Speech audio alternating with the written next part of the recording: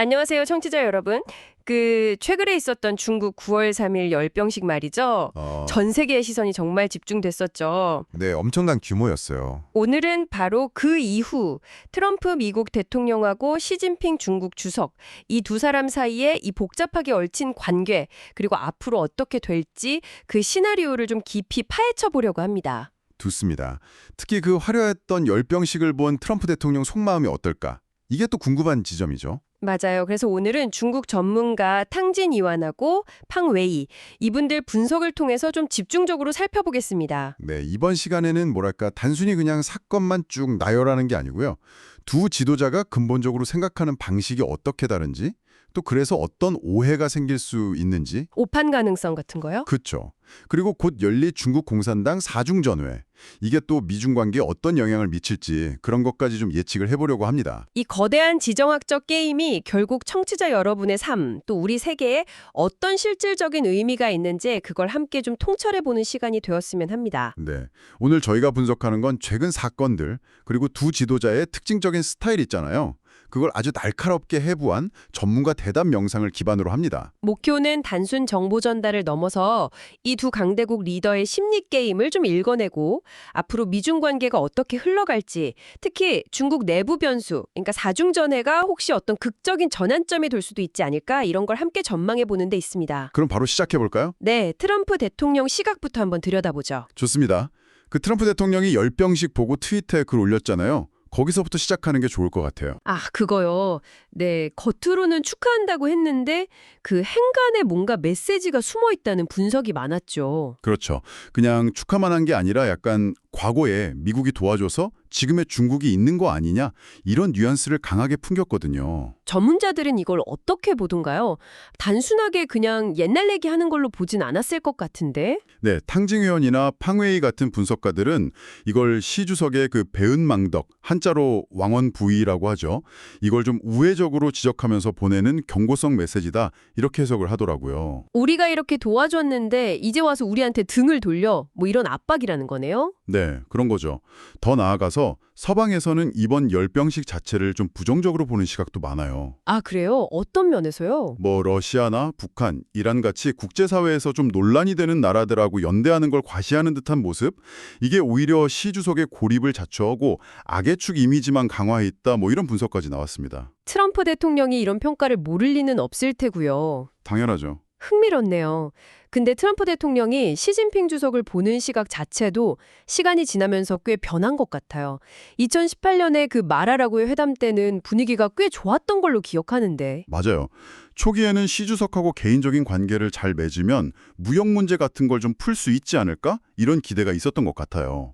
분석에 따르면요. 네. 그런데 그 길고 험난했던 무역 협상 과정을 거치면서 트럼프 대통령이 시 주석을 이 사람 믿기 힘든 상대다. 심지어 나쁜 녀석, 배드가이다. 이렇게까지 생각하게 됐다는 분석이 나오더라고요. 생각이 뭐 180도 바뀐 셈이죠. 근데 또 동시에 트럼프 대통령은 김정은 위원장이나 시진핑 주석 같은 이런 상대들을 공개적으로 내 친구 이렇게 부르기도 하잖아요. 이런 어떻게 보면 모순 같은 행동은 어떻게 이해해야 할까요?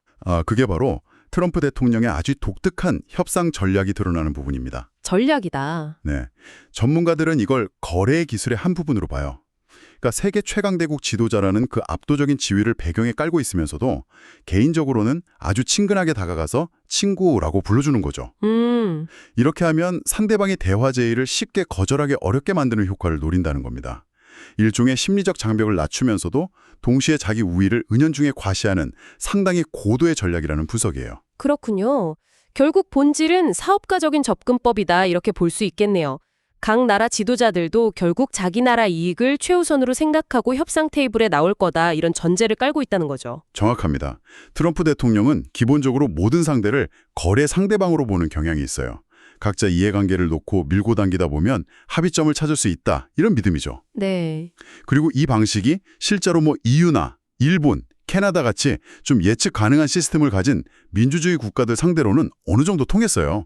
물론 과정에서 잡음은 좀 있었지만 결국에는 뭐 관세 문제 같은 데서 타협점을 찾아냈잖아요. 하지만 전문가들은 바로 이 지점, 이 사업가적 접근법이 시진핑 주석 같은 권위주의 지도자에게는 근본적인 한계가 있을 수 있다 이렇게 경고한단 말이죠.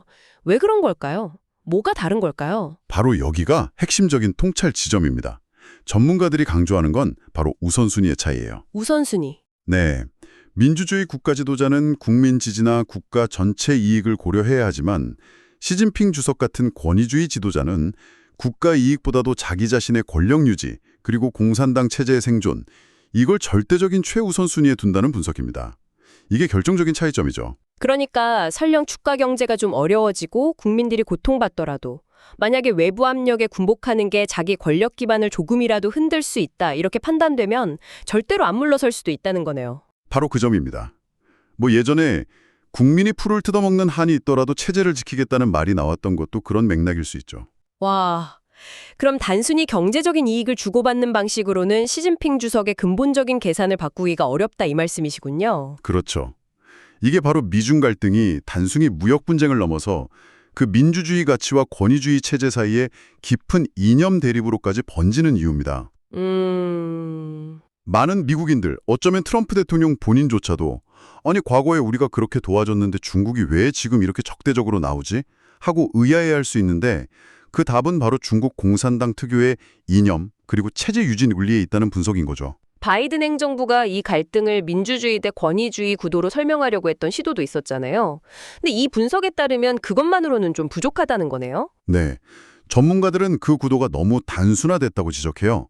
예를 들어 사우디아라비아 같은 경우 명백히 권위주의 국가지만 미국의 오랜 동맹이잖아요. 그렇죠. 따라서 미중 갈등의 본질을 이해하려면 민주주의냐 권위주의냐 이런 일반론적인 틀을 넘어서 중국 공산당만이 가진 고유한 반미 이념과 그 체제 속성을 깊이 들여다봐야 한다.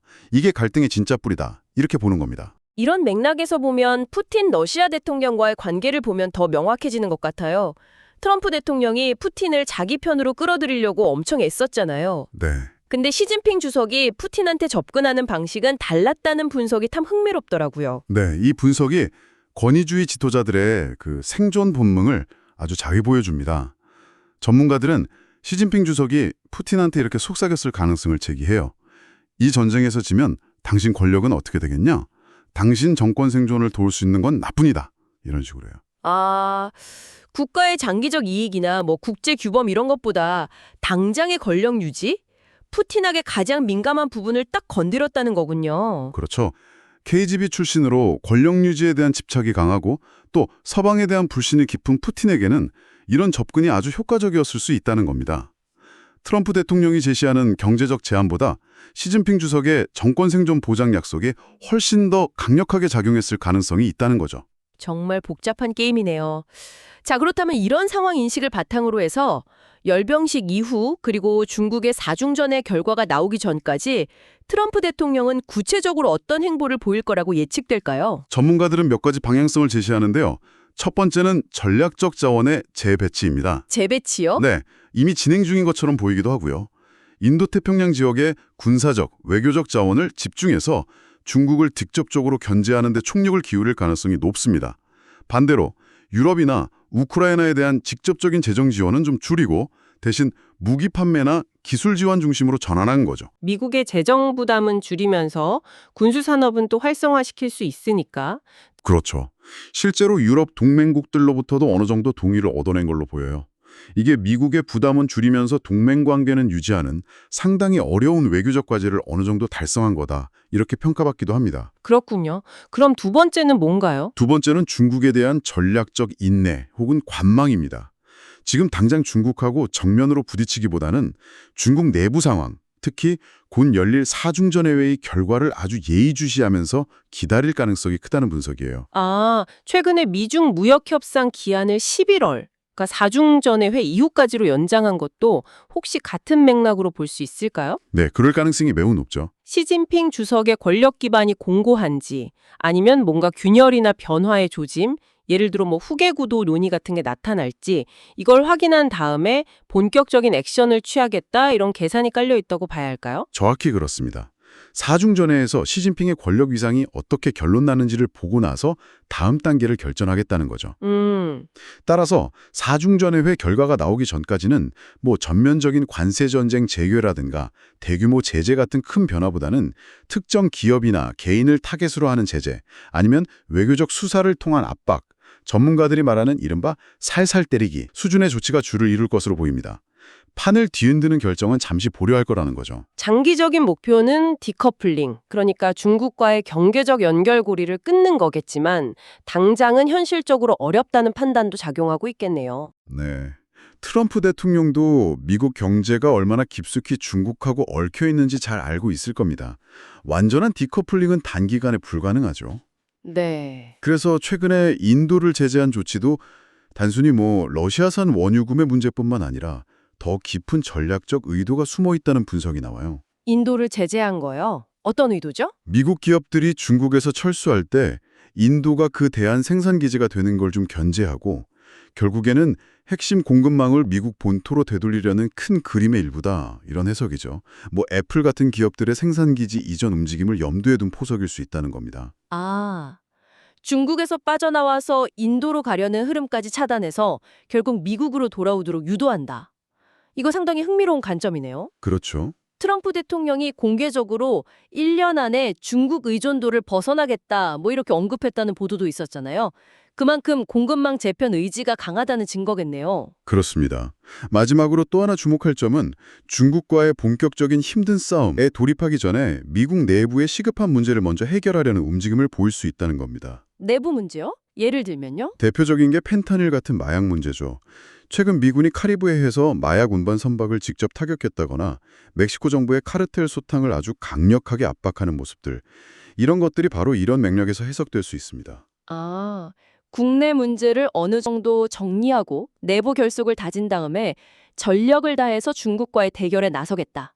이런 전략적 순서 잡기로 볼 수 있군요. 네, 종합해보면 당분간은 좀 신중하게 상황을 지켜보면서 인도태평양 집중, 동맹국 역할 조정, 제한적인 압박, 공급망 재편 준비, 국내 문제 해결 이런 사전 정제 작업을 착실히 진행할 가능성이 높다.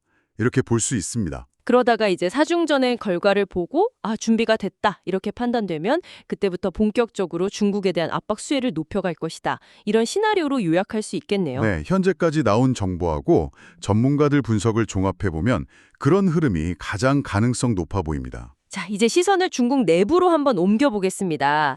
다가오는 사중전회를 둘러싸고 정말 많은 이야기들이 나오고 있어요. 시진핑 주석의 미래에 대한 전망도 극과 극을 달리고 있고요. 그렇습니다. 상황이 아주 유동적이에요. 일부 분석가들 사이에서는 이번 열병식이 시진핑 주석의 화려했지만 마지막 무대가 될 수도 있다. 이런 상당히 파격적인 관측까지 나올 정도입니다. 마지막 무대요? 와. 네. 이건 중국 공산당 내부에서 우리가 밖에서 보는 것 이산으로 심각한 권력 투쟁이나 어떤 정치적 지각 변동이 일어나고 있을 수 있다. 이런 강력한 시사점이죠. 그러니까 시진핑 주석이 이번 사중전회에서 물러나거나 아니면 시기적으로 조금 늦춰져서 2027년 21차 당대회에서 퇴진할 가능성이 상당히 높다. 이런 예측인 거죠? 네. 그런 시나리오가 비중 있게 다뤄지고 있습니다. 여기서 중요한 포인트는 만약에 시 주석이 물러나게 된다면 과거 덩샤오핑처럼 군사위 주석직 같은 핵심 권력 일부를 유지하는 형태가 아니라 모든 직위에서 완전히 물러나는 형태가 될 가능성이 높다는 분석이에요. 어설픈 반퇴는 용납되기 어려울 거라는 거죠. 왜 그렇게 단정적으로 보는 걸까요? 권력의 일부라도 유지하려고 하지 않을까요, 보통? 여기서 핵심 인물로 거론되는 사람이 바로 군부 실세인 장유샤, 중앙군사위 부주석입니다. 아, 장유샤. 네.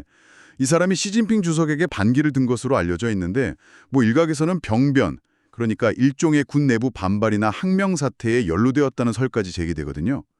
근데 전문가들 분석에 따르면 만약 시 주석이 조금이라도 권력을 유지하거나 나중에 복귀할 가능성을 남겨둔다면 장유샤하고 그를 따르는 군부 세력에게는 이건 생존의 위협이 될 수 있다는 겁니다. 시 주석이 다시 힘을 얻으면 반드시 보복할 테니까 장유샤 입장에서는 시 주석의 완전한 권력 상실 말고는 선택지가 없다. 이런 거군요. 그렇죠. 돌아갈 다리가 없다. 중국어로 퇴로가 없다는 분석이 바로 이런 맥락입니다. 왕양이나 원자바오 같은 다른 원로들이나 정치적 경쟁자들하고는 근본적으로 상황이 다르다는 거예요. 아, 그렇군요.